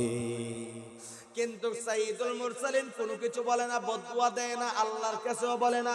জিবরাইল উপস্থিত ডাক দিয়া বলে, নবী গো, আপনার কাছে কোনো সাহায্যের প্রয়োজন আসেনি, এই যে বেঈমানরা মারতেছে, আপনি আমাদেরকে বলেন সাহায্য করব। নবী বলেন, না না, ফাসায়াকফিকাহুমুল্লাহ, আমার জন্য আমার আল্লাহই যথেষ্ট। আল্লাহু আকবার। ও মুসলমান ইমানদার, আমার নবী বলেন, না জিবরাইল, না, আমার জন্য আমার আল্লাহই যথেষ্ট, কোনো কিছু দরকার নাই। বলে, নবী গো, যদি আল্লাহকে আপনি চান আল্লাহর কাছে কিছু বলেন। বলে, না না, আল্লাহর কাছে আমি কিছু বলবো না, আমি নবীজি দিনের দাওয়াত দেওয়ার জন্য আসছি, আমার আল্লাহ কি আমাকে দেখে না? আল্লাহু আকবার।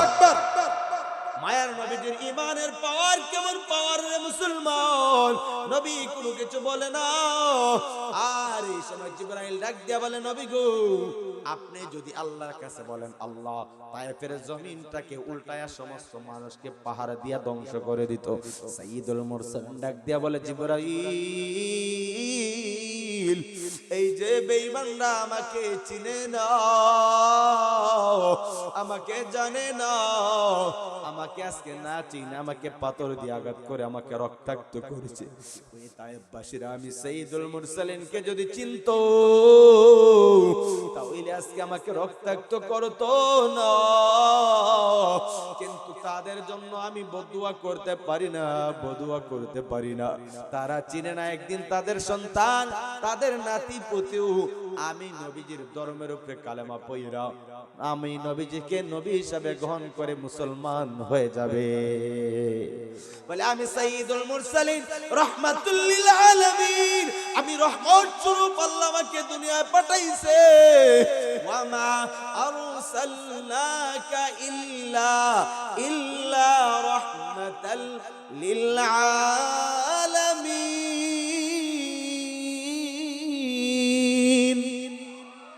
আমার মায়ের নবী জানায় দেন ও জিবরাইল আল্লাহ তাআলা আমাকে রহমত স্বরূপ পাঠাইছে জমিনের মধ্যে। আমি নবী গাছের জন্য রহমত, মাছের জন্য রহমত, পুরুষের জন্য রহমত, নারীর জন্য রহমত, আমি কুল কায়নাত সবকিছুর জন্য আমি রহমত স্বরূপ। সুবহানাল্লাহ।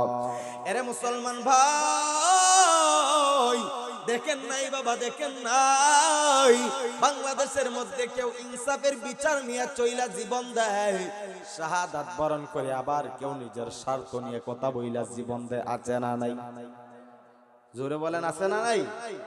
মুসলমান ভাই তোমার নিজের জীবনের শুধুই মাত্র নিজের স্বার্থের জন্য জীবন যদি দেও এটাকে শহীদ বলা হয় না, তোমার স্বার্থ লোভী, তুমি একজন মুনাফিক। কিন্তু বান্দা তুমি যদি দুনিয়ার মানুষের ভালোবাসা নিয়া, দুনিয়ার মানুষের লাভের জন্য ঈমান আর ইসলামের প্রেম আর ভালোবাসা নিয়া তুমি দুনিয়ার মধ্যে চলো, আর চলতে গিয়া যদি কোনো বেঈমান নাফরমান কোনো মুনাফিক তোমাকে অস্ত্র দিয়ে আঘাত করে, শুনিয়া নাও তুমি শহীদ হবা, শাহাদাতের মৃত্যু হবে। কথা বলেন ঠিক কিনা? এই যে উসমান হাদি নামক যুবক সন্তান, 32 বছরের যুবকটা দুনিয়া ছেড়ে চিরবিদায় হয়ে গেছে। নিজে তো হয় নাই, তাকে খুন করা হয়েছে, তাকে শহীদ করা হয়েছে। কি অপরাধ ছিল? সেই যুবক উসমান হাদির দিলের মধ্যে ছিল ইসলাম, ঈমানের প্রেম, তার দিলের মধ্যে ছিল কোরআনের নূর, তার দিলের মধ্যে ছিল দেশপ্রেম। ওইগুলা জিনিস থাকার কারণে স্বয়ং ওই ব্যক্তি উসমান হাদির অন্তরের মধ্যে ছিল শাহাদাতের তামান্না। আল্লাহ বলেন ও উসমান শহীদ শুনিয়া নে, উসমান হাদি তুই শুনিয়া নে, তোর যখন দিলের মধ্যে সঠিক আমি আল্লাহকে পাওয়ার জন্য দেশ প্রেম মানুষের ভালোবাসা পাইলাম, তোর দিলের মধ্যে যখন ইসলাম আর কোরআনের নূর পাইলাম, তোর দিলের মধ্যে যখন জনকল্যাণের প্রেম পাইলাম, দুনিয়ার মধ্যে কষ্ট করা লাগবে না। তুই যখন শহীদ শাহাদাতের মৃত্যু চেয়েছ, আমি আল্লাহ তাআলা তোর একজন উসমান হাদিকে গোটা দুনিয়ার 18 কোটি মানুষের অন্তরের মধ্যে উসমান হাদি করে পাঠায় দিলাম। আর তোকে আমি আল্লাহর কাছে আইনা জান্নাতের মেহমান তোকে আমি আল্লাহ বানায় দিলাম। কিন্তু মুসলমান উসমান হাদি শহীদ হয়ে চলে গেছে, ঘরে ঘরে উসমান হাদি আজকে বাংলার জমিনে তৈরি হয়ে গেছে। আজকে 5 দিন ধরে শাহবাগ চত্বর মোড়ের মধ্যে, উসমান হাদি চত্বর মোড়ের মধ্যে মিছিল মিটিং হইতাছে। এটা তো নিজের রাজনীতির জন্য নয়, এটা তো দুনিয়ার মধ্যে টাকার জন্য নয়, ক্ষমতার জন্য নয়, শুধুই মাত্র যুবক যুবতীর সকলের একটাই দাবি, বাংলাদেশ যেন ইনসাফ ভিত্তিক দেশ চলে। ইনসাফের জন্য, খুনির বিচারের জন্য যেন বাংলাদেশের মানুষ সবাই পাগল হয়ে গেছে। কথা বলেন ঠিক কিনা? মুসলমান এই দেশের মধ্যে কোন খারাপি হলে আজকে তোমাকে যদি কেউ মারে, বিচার যদি না হয়, আগামী কালকে আমি শামসুল ইসলামকে মারবে, কোনো বিচার হবে না। কথা বলেন ঠিক কিনা? এই জন্য মুসলমান উসমান হাদি তো কোনো দল ছিল না, কোনো রাজনীতি ছিল না, বিএনপি জামাত হেফাজত জমিয়তের কোনো কিছুই ছিল না। তা একজন দেশের জন্য দেশপ্রেম আর ভালোবাসার জন্য হক কথা বলার কারণে ইহুদি নাসারা খ্রিস্টানদের মাথার মধ্যে ঘুরে গেছে। এই যুবক যদি বাংলাদেশের মধ্যে কোনো না কোনো একটা চেয়ারের পদের মধ্যে প্রধানমন্ত্রী না ওই হক কোনো একটা পদ একটা মন্ত্রিত্ব পায়, তা হইলে সেই দেশের জন্য কোনো এক সময় বহুত কাজ কইরা পালাইবে। খ্রিস্টানদের মাথা গরম, কোটি কোটি শত শত টাকা কোটির ব্যালেন্স দিয়া ওই যুবক ফয়সালকে দিয়া তার মাথার মধ্যে গুলি হত্যা করাইছে। কথা বলেন ঠিক কিনা? এই জন্য মুসলমান এবার আসেন, এই জন্য সুমানদার তুমি অপর মুসলমান ভাইকে টাকা দিয়ে সহযোগিতা করবা। পাশের বাড়ির আমার একজন বোন, আমার চাচার টাকা নাই, ওই টাকা নাই বিবাহ দিতে পারে না, নিজে সহযোগিতা কইরা একটা ছেলে দিকা বিবাহ দিয়া দিবে, নিজের পকেট থেকে 20,000 50,000 খরচ কইরা বিবাহ দিয়া দিবে। এই গোরা দেইকা ইবলিসের মাথা গরম, বলে তোমার কি এত টাকা পড়েছে তুমি ওই পাশের বাড়ির বোনকে বিবাহ দিতে যাও? ইবলিস কেমন ভাবে দাঁড়ায় জানোনি? মানুষ রূপে অন্য পাশের বাড়ির আরেকজন যুবক ভাই বলবে, দেখো দেখো ওই মন হয় ওই ছেলেটা যুবতীর পাগল হয়ে গেছে, নিজেই জামাই দেখায় না, নিজেই তারে লইয়া ডং ডাং করে। কথা বলেন ঠিক কিনা? মানুষ রূপে আজকে ইবলিস শয়তান বাংলার জমিনে হাজির হয়ে গেছে। কোন মুসলমান মুসলমানের উপকার করতে চাইলেও পারে না, অপর একজন মুসলমান মানুষ হিংসার কারণে। কথা বলেন ঠিক কিনা? আইয়ুব পয়গম্বর আল্লাহর ইবাদত করে, ইবলিস মানে না। ইবলিস আল্লাহর কাছে গিয়া বলে, আল্লাহ ও আল্লাহ, আইয়ুব তো এই সম্পদের মায়া ইবাদত করে, ক্ষমতার মায়া ইবাদত করে, সন্তানের মায়া ইবাদত করে, বিবিদের মায়া ইবাদত করে। আল্লাহ বলে, না না, একমাত্র আইয়ুব আমি আল্লাহর জন্যই মহব্বত আর ভালোবাসা ইবাদত করে। ইবলিস বলে মানে না। আল্লাহ বলেন, যাও যাও ও ইবলিস, দেখ আমার আইয়ুব পয়গম্বরের সমস্ত সন্তান একটা বিল্ডিং এ ঘুমন্ত ছিল, বিল্ডিংটা আল্লাহ তাআলা ভূমিকম্প দিয়া ভাঙিয়া পালাইয়া সমস্ত সন্তানকে মাইরা পালাইছে। আইয়ুব পয়গম্বরের উপর থেকে সমস্ত সম্পদগুলো আল্লাহ আগুন দিয়া জ্বালায় পালাইছে। আইয়ুব পয়গম্বরের দুনিয়ার মধ্যে এত কঠিন অবস্থা, এই মুহূর্তে তখন সময় ইবলিস শয়তান আইয়ুব পয়গম্বরের পাশে দাঁড়ায়, বলে, আইয়ুব আল্লাহর ইবাদত করে লাভ নাই, যাও যাও আল্লাহর ইবাদত করে কোনো লাভ নাই। দেখো দেখো তোমার সমস্ত সন্তান গুলাকে আল্লাহ মাইরা পালাইছে, সমস্ত তোমার সম্পদগুলো আল্লাহ আগুনে জ্বালায় পালাইছে। আইয়ুব নবী বলে, আলহামদুলিল্লাহ। আলহামদুলিল্লাহ বলার কারণে ইবলিস ডাক দিয়া বললে, নাউজুবিল্লাহ বলবা আলহামদুলিল্লাহ কেন? বলে আমি আলহামদুলিল্লাহ বলার কারণ এতদিন আমি আইয়ুবের সন্তানের মায়ায়, আমার সম্পদের সেই হিসাব কিতাবের কারণে আমি আইয়ুব আল্লাহর ইবাদত করতে বড় ব্যাঘাত হইতো। আজকে আমি আইয়ুবের দুনিয়ার মধ্যে সন্তান নাই, সম্পদ নাই, আমার ইবাদত করতে আর কোনো টেনশন নাই। আইয়ুব পয়গম্বর এই কথা বলার কারণ ইবলিসের মাথা গরম। ইবলিস আল্লাহর কাছে ডাক দিয়া বলে, আল্লাহ আইয়ুব নবীর সেই কথা মানি না। আল্লাহ বলেন, তা হইলে ইবলিস দেখ, আইয়ুব একমাত্র আমি আল্লাহর জন্যই মুহাব্বত করে, তার প্রমাণ আইয়ুব নবীকে আমার আল্লাহ অসুস্থতার মধ্যে বিছনায় পালাইয়া দিয়েছে। আইয়ুব নবীকে আল্লাহ বিছনার মধ্যে পালাইয়া দিয়েছে অসুস্থ। ও জামালগঞ্জের মুসলমান শুনিয়া নাও, তোমার আজকে 2 দিন 1 দিন 5 দিন 1 সপ্তাহ অসুস্থতার কারণে মাথা গরম, আল্লাহ শুধু আমাকেই দেখছে আর কাউকে দেখে না। আমার সন্তানের উপরে এত বিপদ, সমাজের মধ্যে আর কোন সন্তানের এত বিপদ নাই। আইয়ুব পয়গম্বর বলে, আলহামদুলিল্লাহ। আলহামদুলিল্লাহ বইলা আইয়ুব পয়গম্বর বিছনার মধ্যে পইরা 1 বছর নয় 2 বছর নয় 17-18 বছর পর্যন্ত আইয়ুব পয়গম্বর বিছনার মধ্যে পইরা শরীরের মধ্যে কিরাপোকে দইরা পালাইছে। আইয়ুব নবী একটা মুহূর্তের জন্য আমার আল্লাহকে ভুলে না। জবানের মধ্যে আল্লাহর নাম কয় বছর? 18 বছর। কয় বছর? 18 বছর পর্যন্ত বিছনার মধ্যে পইরা একটাবারও আল্লাহকে গালি দেয় নাই, একটাবার অসন্তুষ্ট হয় নাই, প্রতিটা মুহূর্তে আল্লাহর নাম লইতেছে। এলাকার মানুষগুলা বলে, ও জামালগঞ্জের মুসলমান, আইয়ুব নবীকে মানুষগুলা বলে, ও আইয়ুব তোমার শরীরের মধ্যে এত কিরাপুক, তোমার শরীরের দুর্গন্ধ আমরা সহ্য করতে পারি না, তুমি এলাকা চাইরা দূরে সরিয়া যাও, আমাদের এলাকার থেকে তুমি বাইগা যাও। আইয়ুব পয়গম্বর পয়গম্বর এলাকা চাইরা জঙ্গলের মধ্যে গেছে। আইয়ুব পয়গম্বর জঙ্গলের মধ্যে গিয়ে আমার আল্লাহকে বলে নাই, সমস্ত স্ত্রী গুলা ছিল, অনেকগুলা স্ত্রী আইয়ুব নবীর পায়ের সামনে দাঁড়ায় বলে, স্বামী আমার, এলাকার মানুষ সকল আপনাকে তাড়া দিছে রে। ও স্বামী আমার আইয়ুব, আমাদেরকে বিদায় দিয়ে দেন, তালাক দিয়ে দেন। এলাকার মানুষ সহ্য করতে পারে নাই, আমরাও আর সহ্য করতে পারি না।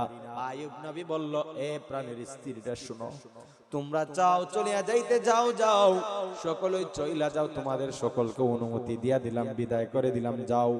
সবাই চলে গেছে। আইয়ুব পয়গম্বর বিছনার মধ্যে পইরা আমার আল্লাহকে ডাক দিয়ে বলে, আল্লাহ, দুনিয়ার মানুষ, এই দুনিয়ার মধ্যে মা বাবার মতো আপন কেউ নয়।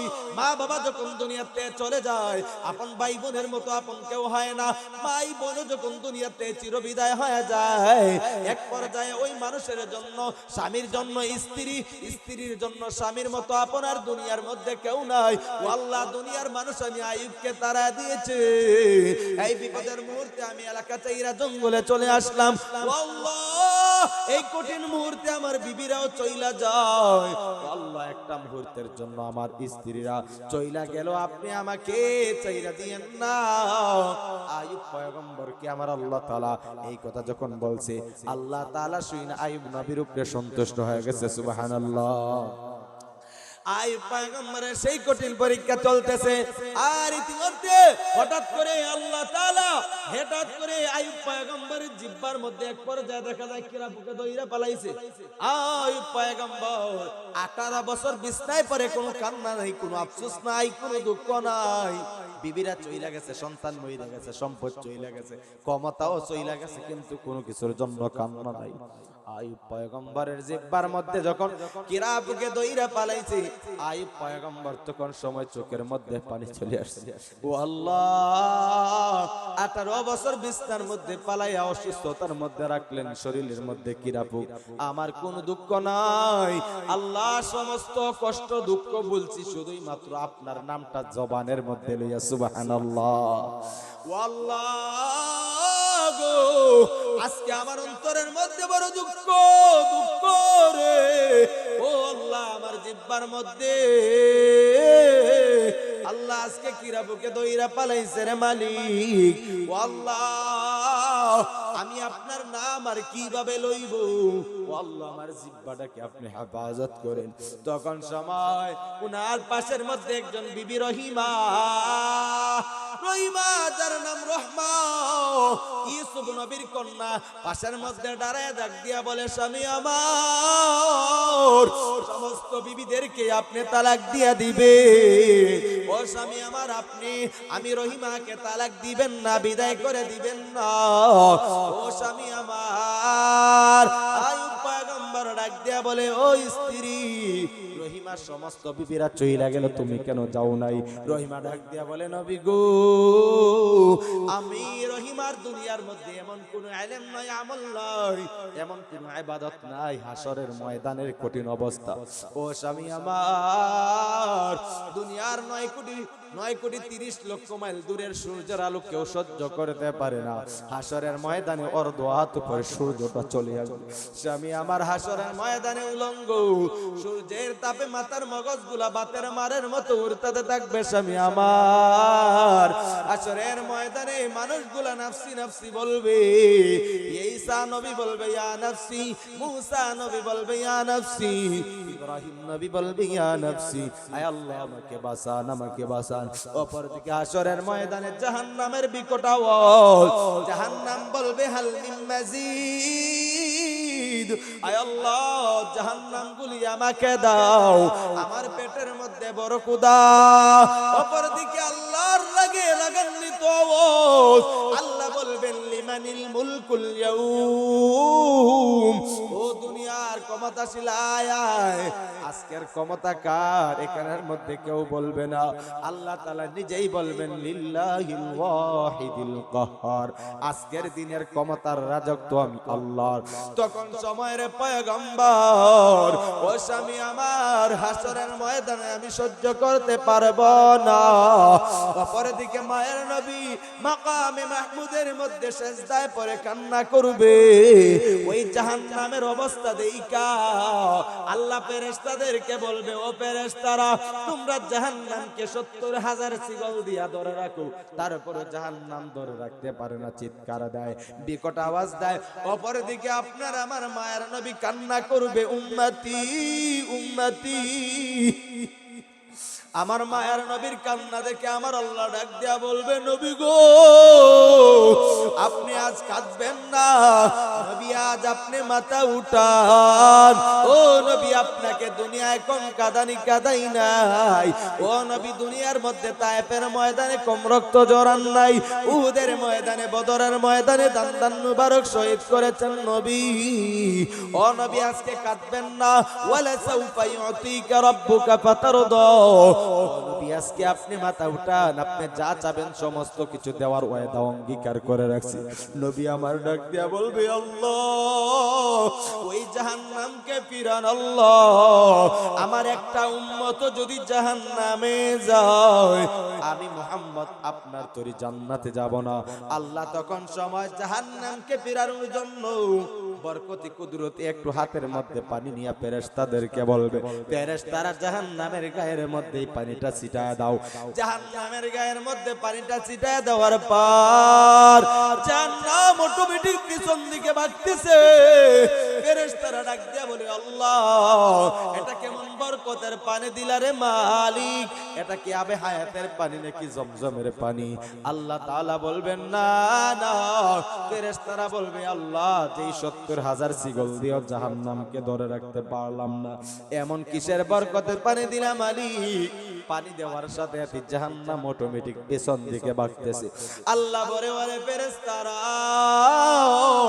এটা আবে কাউসারের পানিও না, এটা জমজমের পানিও না, এটা আবে হায়াতের পানিও না, এটা হলো আমার দুনিয়ার মধ্যে আমার এতিম নবীর গুনাহগার উম্মতের চোখের পানি। যারা নাকি রাত্রে বেলায় না ঘুমাইয়া জাহান্নামের ভয়ে গুনাহের কথা স্মরণ করিয়া ওই বান্দারা রাত্রে বেলায় তাহাজ্জুদের নামাজের মুসল্লা বিছাইয়া তারা কান্না করেছিল রে। ওই গুনাহগার উম্মতের চোখের পানিগুলা আমি আল্লাহ তাআলা জমাট করে রাখছিলাম, সেই পানি। ওরে দুনিয়ার মানুষ শুনিয়া নাও, দুনিয়ার ঘরের মধ্যে আগুন লাগলে ফায়ার সার্ভিস দিয়া আগুন নিবানি যায়। দুনিয়ার ঘরের মধ্যে আগুন লাগলে, দুনিয়ার ব্যাংক ব্যালেন্সের মধ্যে আগুন লাগলে, দুনিয়ার পুকুর সাগর সমুদ্রের পানি দিয়া নিবানো যায়। ও জামালগঞ্জের মুসলমান, আপনার আমার গুনার জন্য জাহান্নামের আগুন যে দাউ দাউ করে জ্বলতেছে, ও দুনিয়ার বান্দারা, সেই জাহান্নামের আগুন যদি মিটাইতে হয়, তাহলে একমাত্র সেই জাহান্নামের আগুন মিটানোর জন্য দুনিয়ার চোখের পানি ছাড়া কেউ মিটাইতে পারবে না। ওই জন্য ওই রহিমা কান্না করে, ও পয়গম্বর, আপনি আমাকে বিদায় করে দিবেন না রে পয়গম্বর, কারণ হাসরের ময়দানে আমি রহিমাকে আল্লাহ যদি ডাক দিয়া বলে, ও রহিমা, তুমি কি নিয়ে আসছো? তখন সময় আমি রহিমা আল্লাহর সামনে কোন নেক আমল পেশ করতে পারবো না। তখন সময় নবী গো, আমি আল্লাহর কাছে হাসরের ময়দানে ডাক দিয়া বলবো, আল্লাহ, আমার দুনিয়ার মধ্যে কোনো কিছু ছিল না, দুনিয়ার মধ্যে আপনার একজন পয়গম্বর আইয়ুব নবীর আমি একজন স্ত্রী ছিলাম। ও স্বামী আমার, আল্লাহ হাসরের ময়দানে আপনি নবীকে রহমতের চাদর দিয়ে জান্নাতে ঢুকাবে। তখন সময় আমার আল্লাহ তখন সময় আমাকে জিজ্ঞাসা করলে, আমি যখন বলবো আপনার স্ত্রী, আল্লাহ আপনার রহমতের চাদর আমার উপরে দিয়া আমাকেও আপনার পিছনে পিছনে জান্নাতি বানায় দিবে। এই জন্য মুসলমান ভাই, আলেম উলামা ছাড়া কোনো বিকল্প রাস্তা নাই, কোরআন মাদ্রাসা মসজিদ ছাড়া কোনো বিকল্প রাস্তা নাই। নবী আমার আল্লাহ তাআলা ওই হাসরের ময়দানে বলবে, নবী গো আপনি কাঁদবেন না, আপনি বাছাই করে করে আপনার উম্মতদেরকে সাইড করেন। আম্মা জান আয়েশা মায়ের নবীকে বলে, নবী গো হাসরের ময়দানে আদম নবী থেকে ঈসা নবী পর্যন্ত সমস্ত নবী রাসূলের উম্মত থাকবে, আপনার উম্মত গুলাকে চিনবেন কিভাবে?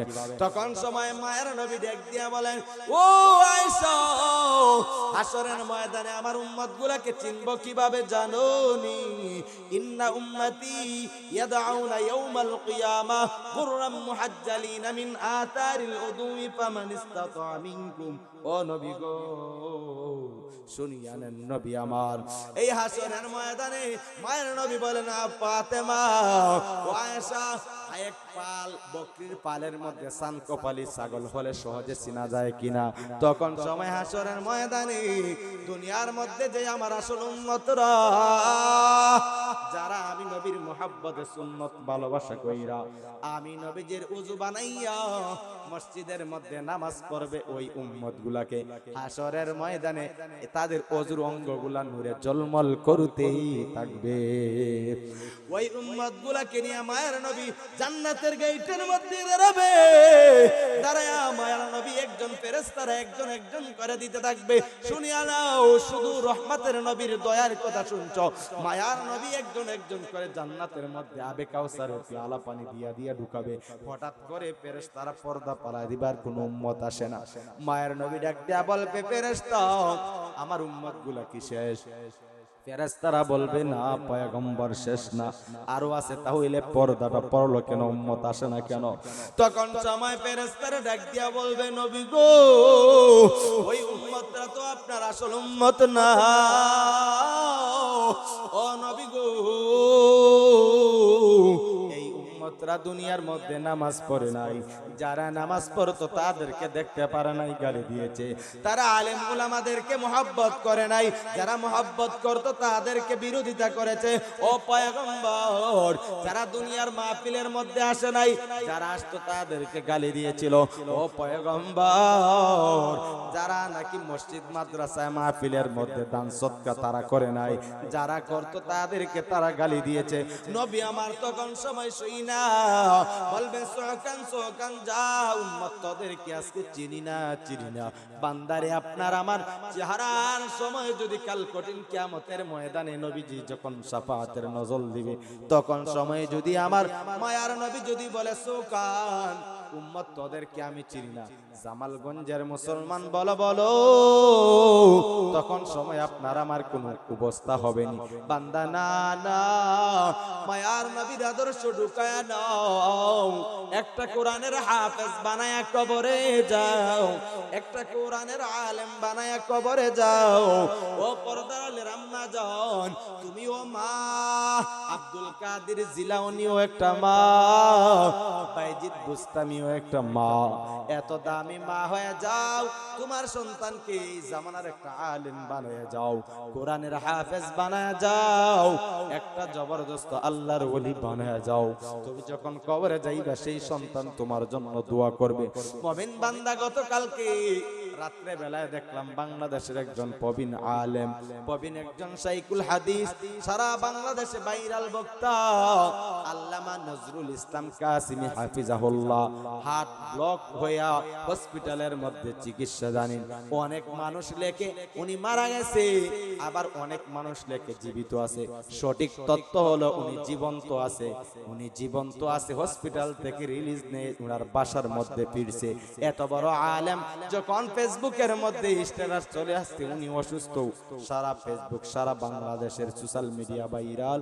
এত বড় আল্লাহর ওলিকে আল্লাহ যেন জান্নাত নসিব করে।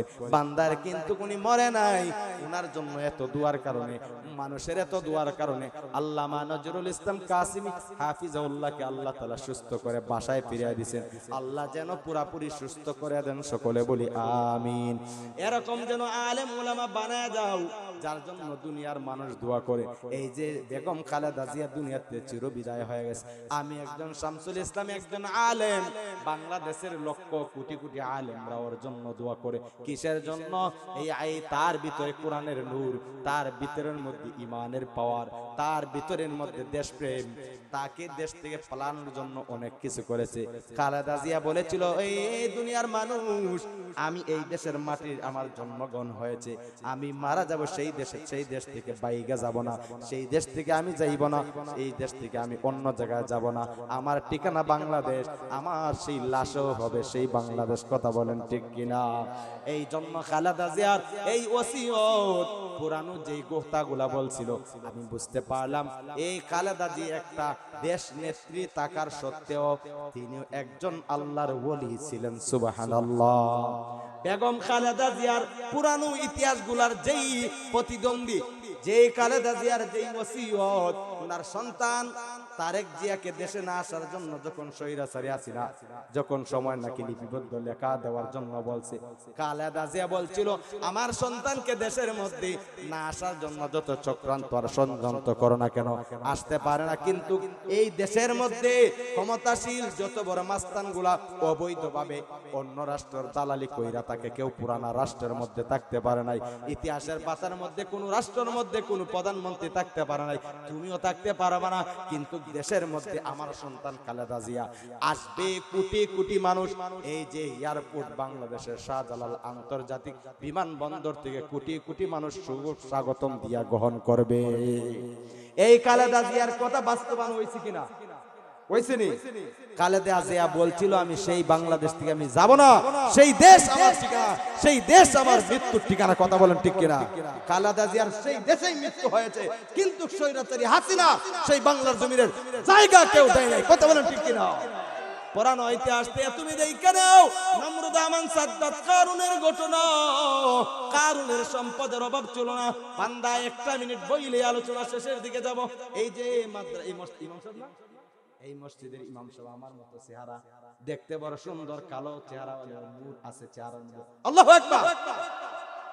এই যে আমার কাছে একটা লেখা দিয়া দিছে বাবা, এই লেখা আমাকে যেটা দিছে এটা আমার মানার দরকার আছে না নাই?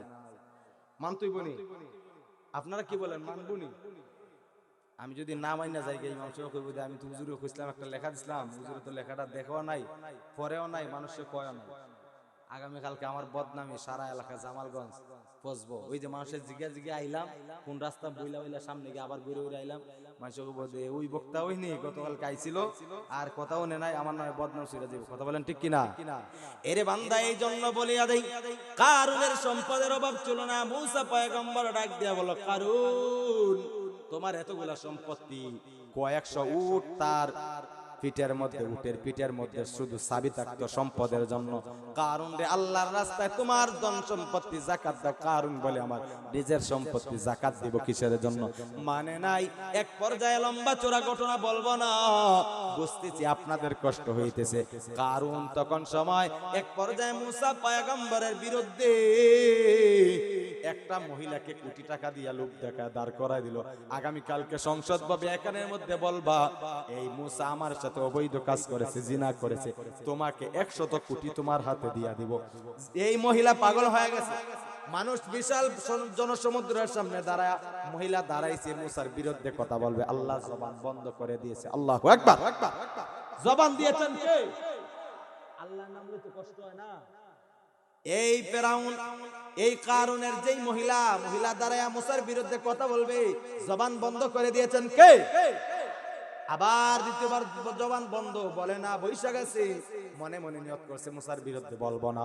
আবার বসার পর বলে আল্লাহ আবার সুযোগ করে দেন। দাঁড়াইছে, তখন সময় বলছিল মূসার বিরুদ্ধে বলবো না, আবার দাঁড়াইছে, মূসার বিরুদ্ধে বলার জন্য যখন মুখ থেকে বের করবে, আল্লাহ এই নারীর জবানটা বন্ধ করে দিয়েছে। দ্বিতীয়বার বন্ধ হয়ে বৈশা গেছে। ফেরাউন, এই কারুনের মাথা গরম, কিরে মহিলা কেন বলো না? কারুনের মাথা 62-64 চলে গেছে।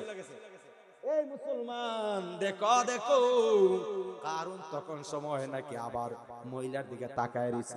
নারী আবার চিন্তা করে দুইবার পারি নাই, আল্লাহ এখন যে আমাকে বলার শক্তি দাও, সত্য কথা বলবো, আমাকে মুসার বিরুদ্ধে ষড়যন্ত্র করে কারণ দাঁড় করাইছে, এই যাকাত দিবে না, ওই কথা বলার জন্য মুসাকে জেলখানায় ঢুকানোর জন্য, মামলা দেওয়ার জন্য, ফাঁসি দেওয়ার জন্য আমাকে এই মিথ্যা কথা বলাইছে।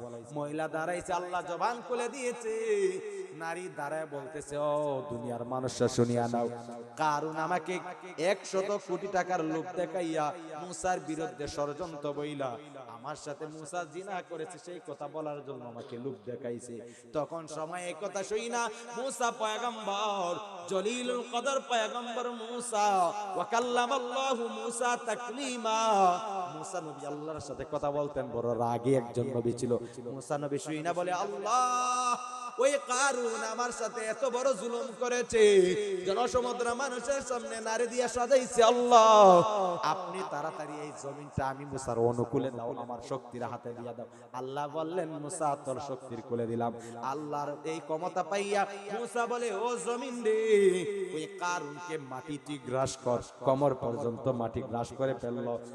আবার মুসা বলে, ও মাটি রে, কারুনকে তুই গলা পর্যন্ত ঢুকায়া দে। ঢুকায়া দিল। তারপরেও সেই কারুন আল্লাহকে একটাবারও আল্লাহ বলে ডাক দেয় নাই। তখন সময় ডাক দেয় নাই। মুসা এত রাগী নবী, বলল, এই মাটির এই কারুনকে তুই একবারে গ্রাস করে ফেল।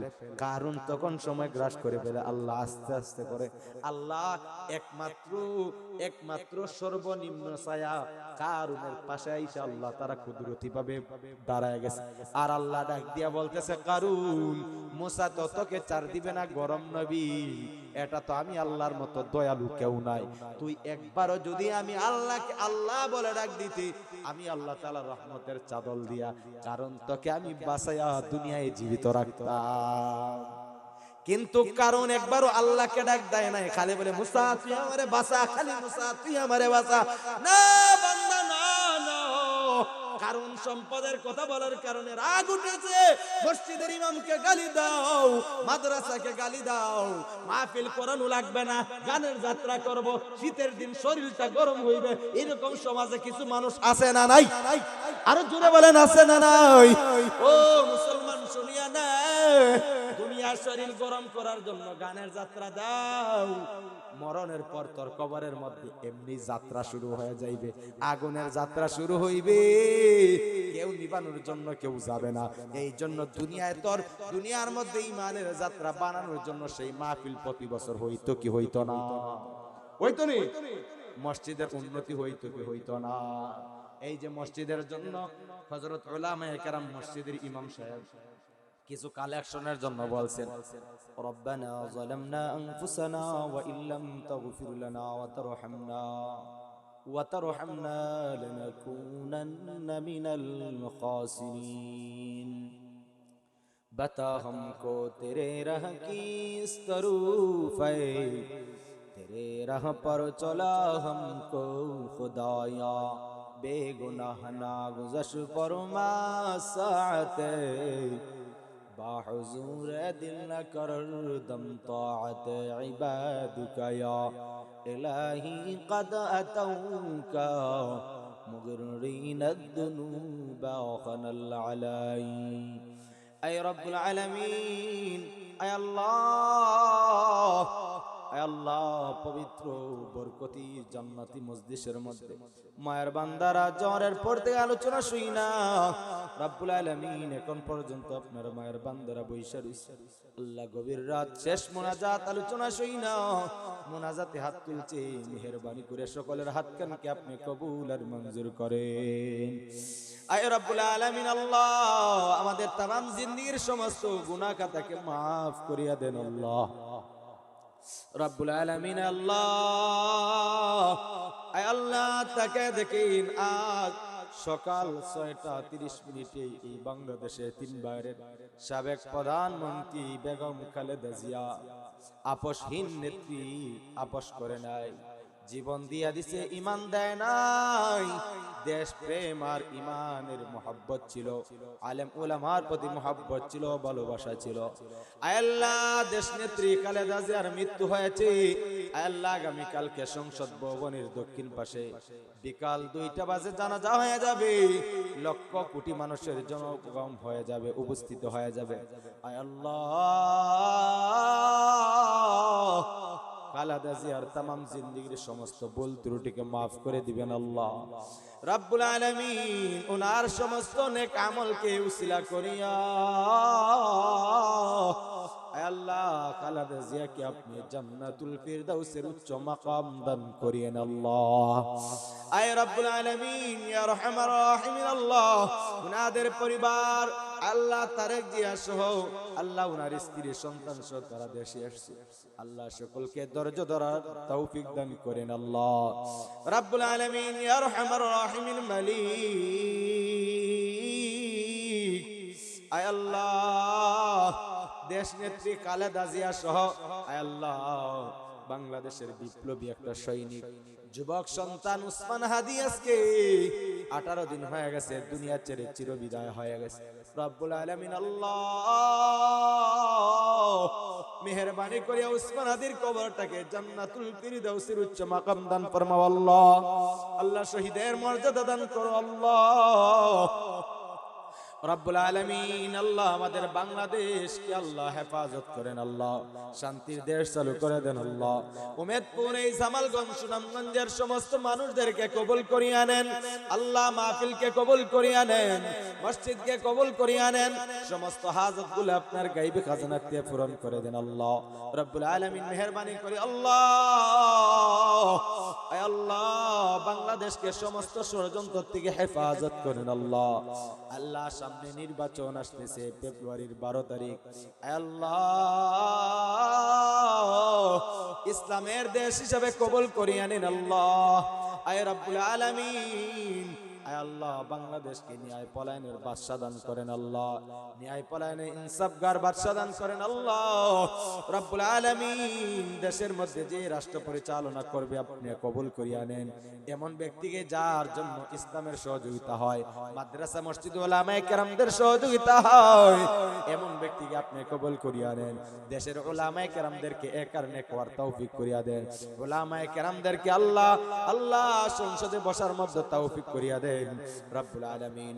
গতকালকে আল্লাহ নজরুল ইসলাম কাসিমি সাহেব হার্ট অ্যাটাক করে হসপিটালের মধ্যে আল্লাহ সেবা করিয়া দেন রব্বুল আলামিন। আল্লাহ, উনাকে সমস্ত ষড়যন্ত্র রূপ বলা মুসিবত থেকে হেফাজত করেন আল্লাহ। কাসিমি সাহেবের সমস্ত রূপ থেকে হেফাজত করিয়া আল্লাহ ভালো করে আমাদের দেশের খেদমতের জন্য কবুল করিয়া নেন। শেষ দরখাস্ত মালিক আল্লাহ, এই মাহফিলকে কবুল করিয়া নেন। এই মজলিসের মধ্যে অনেকেই বসছে, মা নাই, বাবাও নাই, আমারও বাবা দুনিয়াতে চিরবিদায় হয়ে গেছে। ও মালিক, তামাম জিন্দেগীর সমস্ত গুনাহ মুর্দাগানের মাফ করিয়ে জান্নাতবাসী করিয়া দাও। মা নাই, বাবা নাই, এতিম সন্তান এখানের মধ্যে বসছে, সমস্ত এতিম সন্তানের মা বাবার কবর মাফ করিয়া দাও। আমাদের সমস্ত আল্লাহ দান সদকাকে কবুল করিয়া নাও, সকলের মন মানসিকতা ভালো করে দাও, আল্লাহর হুকুম আর নবীর তরিকা চলা তৌফিক করে দাও রব্বুল আলামিন। শেষ দরখাস্ত মালিক, ঈমান আমল বাড়া দাও, নবীজির রওজা তারা তারা সালাম দেওয়ার তৌফিক করে দাও, নবীজিকে স্বপ্নে জামানায় আল্লাহ দেখার সুযোগ করিয়া দাও রব্বুল আলামিন। যতদিন দুনিয়ার মধ্যে বাঁচবো আয় মালিক, আয় আল্লাহ আল্লাহ, ততদিন আপনার হুকুম আর নবীর তরিকা মতো যেন চলতে পারি রব্বুল আলামিন। ইয়া আরহামার রাহিমিন মালিক, এই দুনিয়াতে তো আমরা একদিন চলে যাইতে হবে গো আল্লাহ। যেদিন যাব সেই মাস যেন আল্লাহ মাহে রমজান মাস হয়, জুমার দিন যেন হয়, রুকু সাজদা তাসবিহ তাহলিল অবস্থায় যেন হয়।